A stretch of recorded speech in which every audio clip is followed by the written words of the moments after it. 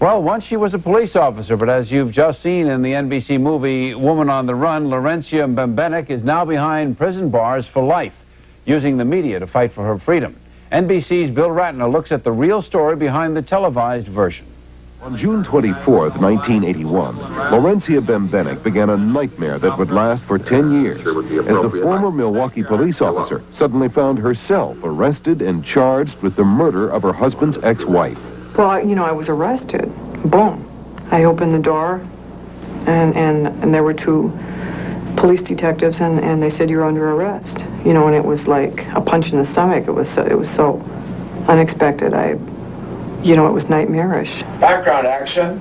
The true story is the subject of the two-part NBC miniseries, Woman on the Run, the Lawrencia Bembenek Story, that gives an account of events that are still difficult for Bembenek to understand. Well, Laurie, Detective Fallon, Detective Rogers, you're under arrest for first-degree murder.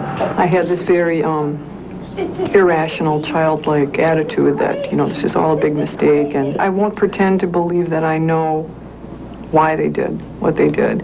All I know is I didn't kill Christine Schultz, and more than one person went to an awful lot of trouble to secure evidence against me.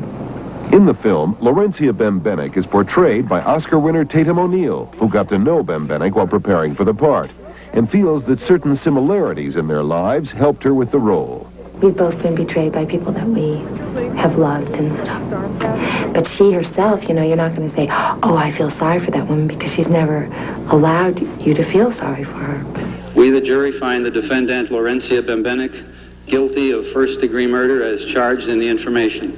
After 4 days of deliberation, the jury returned a guilty verdict of first-degree murder, and Lawrencia Bembenek was sentenced to life imprisonment, while her husband went free after the DA granted him immunity in exchange for testimony. So they want you to testify against me? I'm not going to do that. Then why are they giving you immunity? They want something. I wanted it. When you get immunity, people think there's some kind of conspiracy going on. It makes me look guilty. This is my opportunity, through the miniseries and the publication of my book to finally get my side of the story told. If people would only give me half a chance and read the book and find out what the truth of the matter is, no reasonable person would conclude anything, other than the fact that I'm not guilty. For NBC, I'm Bill Ratner.